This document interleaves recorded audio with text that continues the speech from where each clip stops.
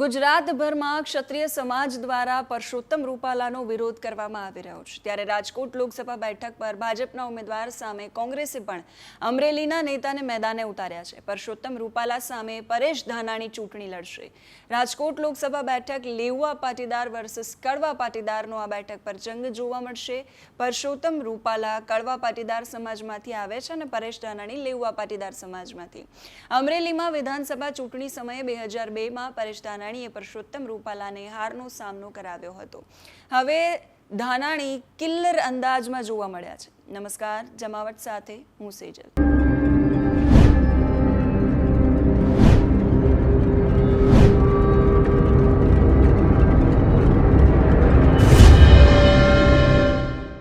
પરેશ ધાનાણીનું નામ જાહેર થતાની સાથે જ પરેશ ધાનાણી કિલ્લર અંદાજમાં જોવા મળ્યા. એક સાથે 9 કવિતાઓ એમણે ટ્વીટ કરી છે. જોકે રાજકોટ લોકસભા બેઠક પર ઉમેદવાર તરીકે નામ જાહેર થતાં જ પરેશ ધાનાણી અને રૂપાલા અને ભાજપ પર તેઓ પ્રહાર કરી રહ્યા છે. ધાનાણી અને કવિતારૂપી પ્રહારો એમણે ફરી શરૂ કરી દીધા છે. પરેશ ધાનાણીએ એક સાથે 9 કવિતાઓ સોશિયલ મીડિયા પર પોસ્ટ કરી અને ભાજપ અને રૂપાલાને બાનમાં લીધા છે. ટ્વીટ કરેલી જે કવિતાઓ છે એમાં એમનું પહેલું ટ્વીટ છે રાજકોટનું રણ મેદાન. એક તરફ મર્યાદા પુરુષોત્તમ શ્રી રામ ને બીજી તરફ મર્યાદા ચૂકેલા શ્રી પુરુષોત્તમ.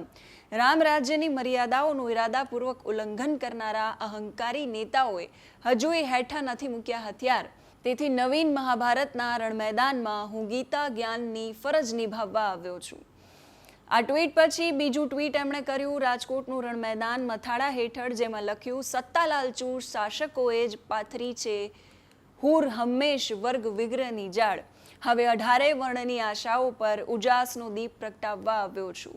ત્યાર પછી એમનું ત્રીજું ટ્વીટ સામે આવ્યું, જેમાં પણ મથાળું હતું રાજકોટનું રણ મેદાન, જેમાં લખ્યું છે દેશની દીકરીઓના દામનને ભલે શાસકો ખુદ લગાડી રહ્યા છે દાગ.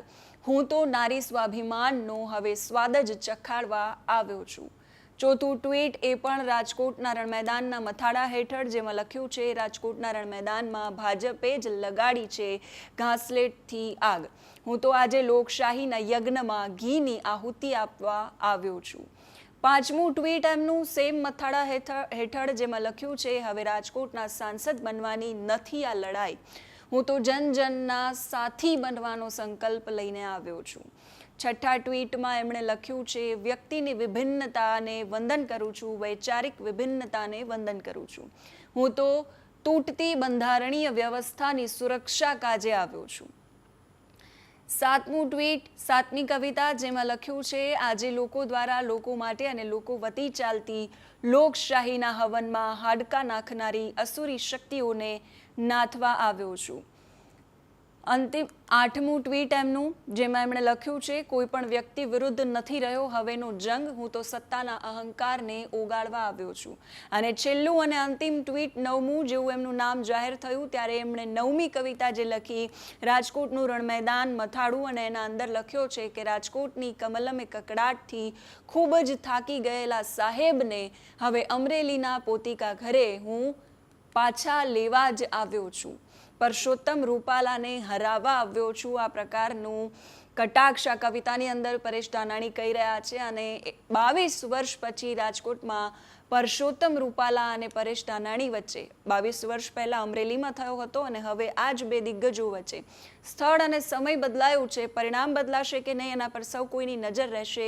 આ બે દિગ્ગજો વચ્ચે જંગ જામશે. ગત લોકસભાની ચૂંટણીમાં અમરેલીથી ઊભા રહેલા પરેશ ધાનાણી હારી ગયા. આ લોકસભાની ચૂંટણીમાં કોંગ્રેસે અમરેલીને બદલે રાજકોટથી પરેશ ધાનાણીને ઉતારવાનું મન બનાવ્યું.